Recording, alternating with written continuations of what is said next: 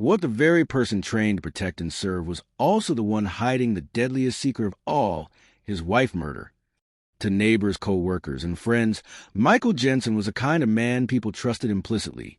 A 15-year veteran of the Ramsey County Sheriff Department in Minnesota, Jensen was the face of law enforcement in the community. Steady, professional, and composed. He volunteered at high school safety assemblies, spearheaded domestic abuse awareness campaigns, and was often first to arrive at charity events in full uniform. His record was impeccable, his demeanor calm. Citizens respected him, criminals feared him, and fellow deputies considered him one of their best. His wife, Emily Jensen, was equally beloved, a nurse at St. Paul Regional Hospital. Emily was known for her gentle nature and unwavering compassion. She worked the night shift often, always smiling through fatigue and stress. Friends describe her as the type of person who made you feel safe just by being in the room. She and Michael lived in a tidy colonial-style home on a quiet cul-de-sac. They had 2 children, ages 6 and 9, and a golden retriever named Scout. To outsiders, theirs was the ideal suburban family, loving, successful, and happy. But as we've seen in countless tragedies, perfection is often the best disguise. Behind closed doors, Emily was growing distant. Michael, always the authoritative figure, had become increasingly controlling. He tracked her work shifts obsessively, checked her phone without permission, and questioned her about conversations with co-workers. Emily's demeanor at work began to shift. She stopped sharing personal anecdotes. She seemed anxious, guarded. Close friends noticed bruises on her wrists, her upper arms, and once across her back. She always had explanations. She bumped into a cabinet. She tripped walking Scout. She slipped in the shower. But not everyone believed her. Then, in the early hours of January 4th, 2022, the illusion shattered. At precisely 2:13 a.m., Michael Jensen placed a panicked 911 call. "My wife, she's not breathing." She fell. "Oh my God," she fell down the stairs. The dispatcher guided him through CPR, while paramedics raced to the scene. When emergency responders arrived at the Jensen home just 7 minutes later, they found Emily unresponsive at the foot of the staircase. Her limbs were unnaturally positioned, her lips tinged blue, and her skin was already cold to the touch. There were bruises around her neck and on her shoulders, and a small laceration on the back of her head. Michael, still dressed in his T-shirt and flannel pajama pants, claimed he heard a loud thump in the night, rushed out of bed, and found her like this. He said she must have woken up and tried to go downstairs in the dark. The stairs, newly polished hardwood, could have easily caused a slip. There were no signs of forced entry, no sign of a struggle. Nothing was stolen. On the surface, it could have been an unfortunate accident, but the bruises didn't match the story. Neither did the timeline. Rigor mortis had already begun to set in, a biological process that generally begins 2 to 4 hours after death. Emily had been dead longer than Michael claimed she'd been unconscious. Paramedics quietly alerted law enforcement at the scene. Something didn't add up. The news of Emily's sudden death spread quickly. Michael was seen later that day, visibly shaken, holding his children as neighbors offered condolences. He wept at the press conference. He held a vigil in Emily's honor at the local church. Yet behind the scenes, detectives were already digging deeper. When the full autopsy report arrived 2 weeks later, everything changed. Emily hadn't died from a simple fall. The cause of death was listed as blunt force trauma to the head and ligature strangulation. The pathologist noted petechial hemorrhaging in the eyes, a telltale sign of asphyxiation. The bruising around her neck was not consistent with impact but with hands or an object. Defensive wounds were present on her forearms. This was no accident. It was homicide. And Michael Jensen was the only other adult in the house that night. As investigators re-examined the evidence, more cracks in Michael's story began to show. Surveillance footage from a neighbor's doorbell camera showed no signs of anyone entering or leaving the home. Phone records placed Michael's phone stationary in the home all night, but also showed a flurry of deleted texts a day before Emily died. Forensics recovered some of those messages. Michael accusing Emily of betrayal, questioning her loyalty, even using language that felt threatening in hindsight. Then there was the home security system, or rather, the lack of footage from it. Investigators discovered the camera facing the hallway near the stairs had been disabled hours before Emily's death. Michael claimed it had been glitchy for weeks, but a digital forensics team determined the system was manually turned off at 11:17 p.m., an action requiring the admin password. Only Michael had access.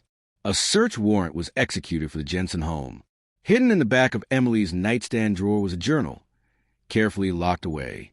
Inside, pages filled with fear. He watches me while I sleep. He tracks my phone. I'm scared to leave. He said he'd ruin me if I ever tried. I can't keep pretending everything's okay. I don't feel safe in my own house. The entries painted a haunting picture of coercive control and emotional abuse. Emily had been planning to leave. She told her sister, Megan, that she was saving money in a separate account. She even consulted a divorce attorney 2 weeks prior. The night she died, she had told Michael, under mounting evidence, a warrant was issued for Michael Jensen's arrest. But when authorities arrived at his home, he was gone. He had left his children with his parents in Minneapolis. His service weapon was missing. His personal vehicle was gone. The statewide manhunt began immediately. Over the next 5 days, Michael was spotted at gas stations in Wisconsin and rest stops near Duluth.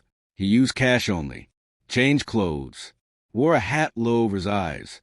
Law enforcement warned the public that he was armed and potentially suicidal. Finally, he was found at a remote cabin in Sawyer County, Wisconsin, an off-the-grid property owned by a distant cousin. When SWAT teams entered, they found him unconscious on the floor, a half-empty bottle of bourbon nearby, and his service weapon in hand. He had tried to take his own life. He survived. In the hospital, under guarded watch, he broke. Michael Jensen confessed to killing Emily. He said the argument had started over her decision to separate. He accused her of cheating. She denied it. He called her a liar. She threatened to leave with the kids. He snapped. He struck her head against the wall during the fight. When she fell unconscious, he panicked and strangled her to make sure she wouldn't wake up and take the children from him. Then, in a calculated move, he carried her to the stairs and staged a fall. His voice, captured on the interrogation tapes, was hauntingly calm. She said she was done. She said I didn't scare her anymore. That's when I knew. I had already lost her. Michael Jensen's confession sent shockwaves through the community. This wasn't just the fall of a man. They had lost a symbol. He wasn't some nameless suspect or a distant figure on the evening news. He had taught their children about safety, stood guard at their festivals, held a badge that promised trust. Now he was a murderer. And worse, a man who had exploited his position to conceal the killing of his wife. Within days of the confession, the Ramsey County Sheriff's Office released a somber statement. Sheriff Dan Colby spoke with a trembling voice, standing in front of a sea of cameras. This department grieves for Emily Jensen and her family. We are horrified by the actions of one of our own.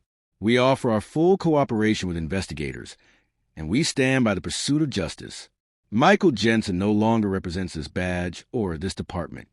The department immediately placed Michael on administrative leave and began proceedings to terminate his employment. The Minnesota Bureau of Criminal Apprehension took over the case to avoid conflict of interest. Michael, after stabilizing from his suicide attempt, was transferred to the Ramsey County Jail under suicide watch. His once pristine reputation lay in tatters. The court of public opinion was swift. News stations ran back-to-back coverage of Emily's death, the confession, and Michael's flight from justice. Former colleagues appeared in disbelief on camera. Many say they had seen signs of stress in Michael, but had never imagined he was capable of violence. But others, especially domestic violence advocates, were not surprised. He fit the profile, said Marcia Green, director of a local women's shelter. A man in authority, charismatic in public, controlling behind closed doors. This isn't rare, it's tragically common. Emily's family was devastated. Her sister Megan delivered an emotional statement outside the courthouse after Michael's arraignment. She was more than his wife. She was a daughter, a mother, a nurse, a friend. She helped people. She healed people. And he ended her life like it was disposable. We will fight to make sure Emily's story is never forgotten. The initial court hearings were grim. Prosecutors laid out the details of Michael's confession, the forensic evidence, and Emily's journal. They presented security logs showing the deactivation of the home surveillance camera, phone data that contradicted Michael's timeline, and expert testimony on Emily's cause of death. Michael's defense team tried to argue diminished capacity, painting the killing as a crime of passion. They described Michael as a man overwhelmed by emotional trauma, suggesting he had suffered from untreated PTSD, chronic insomnia, and occupational stress from years in law enforcement. But there was no excusing what he had done. Forensic psychologists testified that the crime scene staging, placing Emily's body at the foot of the stairs, calling 911 hours later, disabling the camera, indicated clear and deliberate decision-making. This was not a spontaneous outburst. It was a cover-up. Michael, in his own words, admitted as much. I wasn't thinking straight, but I knew enough to make it look like an accident. I thought maybe I could fix it somehow. Take it back. Pretend it didn't happen. His words hung heavy in the courtroom. And while Michael sat in a jail cell awaiting trial, the lives he destroyed rippled outward. His 2 children were placed in the custody of Emily's parents, who were granted emergency guardianship. They were too young to fully understand what had happened, too innocent to grasp that the man they called Dad had taken their mother's life. Therapists were brought in. Counselors specialized in trauma. Family friends organized meal trains, childcare schedules, and trust funds. But nothing could repair what had been broken. At Emily's funeral, 1,000 people came.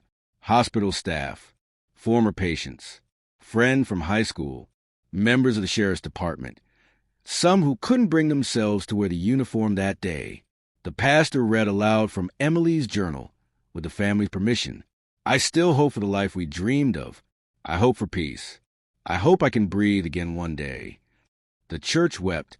The trial began on a bitterly cold morning in March 2023. Snow covered the courthouse steps like a shroud. Inside, prosecutors painted a vivid portrait of abuse, manipulation, and control. They called witnesses who had seen bruises on Emily's body, co-workers who remembered her tearful breakdowns, her sister, who had read text messages between them detailing the emotional torment Emily suffered in silence. They read aloud Michael's own confession, played the audio, showed the photos from the autopsy. The defense didn't deny Michael's responsibility, but tried to shift the narrative. They emphasized his career in law enforcement, his mental break, his loss of control. They presented character witnesses, former co-workers who spoke of his kindness, his dedication. They urged the jury to consider second-degree manslaughter instead of first-degree murder. But the jury was not swayed. After 7 hours of deliberation, they returned with a unanimous verdict: guilty of first-degree murder and tampering with evidence. In sentencing, the judge did not mince words. You, Mr. Jensen, were entrusted with upholding the law. You chose instead to violate it in the most irreversible way. You silenced your wife to maintain control. You staged a scene to mislead those you once served alongside.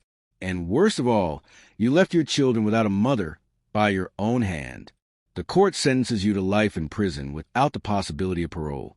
Michael sat silently as the sentence was read. No reaction, no apology, no tears.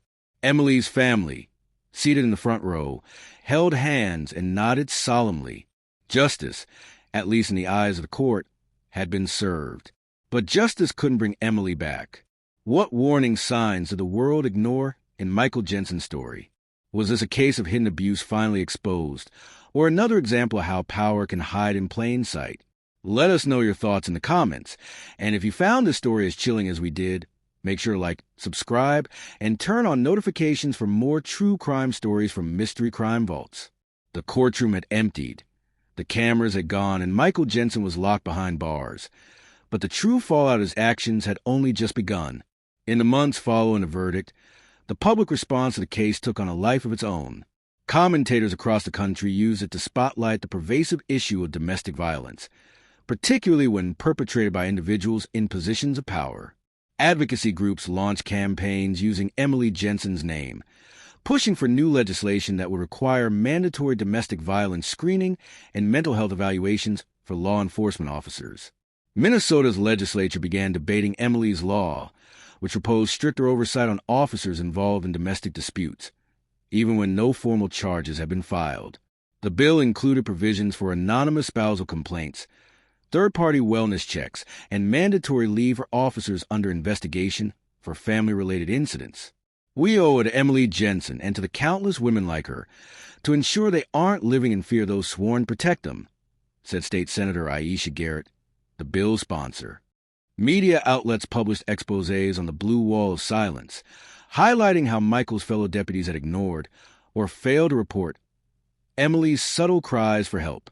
While no criminal charges were filed against the department, several internal affairs investigations led to demotions, suspensions, and early retirements. The sheriff's office created a new division focused entirely on officer wellness, mental health, and domestic abuse prevention. But to many in the community, it felt too little, too late. For Emily's family, healing was not a legislative process. It was daily survival. Her sister Megan became the public face of their grief. She gave interviews, spoke at conferences, and wrote op-eds about her sister's courage and the cost of silence. But privately, she struggled to explain the unexplainable to Emily's children. Two confused, heartbroken kids who couldn't understand why Mommy was gone or why Daddy wasn't coming home. They wake up crying, Megan shared in one interview. They ask for her, and I don't know how to tell them that the person who was supposed to love her the most is the reason she's not here. Emily's parents withdrew from the public spotlight. They sold the home where their daughter had grown up. Every room in it held echoes of her laughter, now unbearable reminders of what had been lost. They moved to a quieter part of the state, dedicating their energy to raising their grandchildren. The community responded in small but powerful ways. A local artist painted a mural of Emily outside the hospital where she had worked. It featured her in scrubs, holding a clipboard, her smile wide and genuine. Above her head, in delicate script, read the words, "She healed others." She deserved to be safe. The mural became a makeshift memorial. People left flowers, notes, photographs. Nurses and EMTs signed their names in silent solidarity. She was one of us, one paramedic wrote, and we failed her. In the weeks leading up to her death, Emily had begun quietly planning her escape. Investigators later uncovered internet searches on her phone for divorce attorneys, emergency housing for women, and how to file for a protective order against a law enforcement officer. She had started moving small sums of money into a private account. At the hospital, she had confided in a fellow nurse about her plans to leave. I remember her saying, "I can't do this anymore," the nurse told prosecutors. She wasn't scared for herself. She was scared for kids. She didn't want them growing up thinking this was what love looked like. Emily had written several unsent letters to Michael.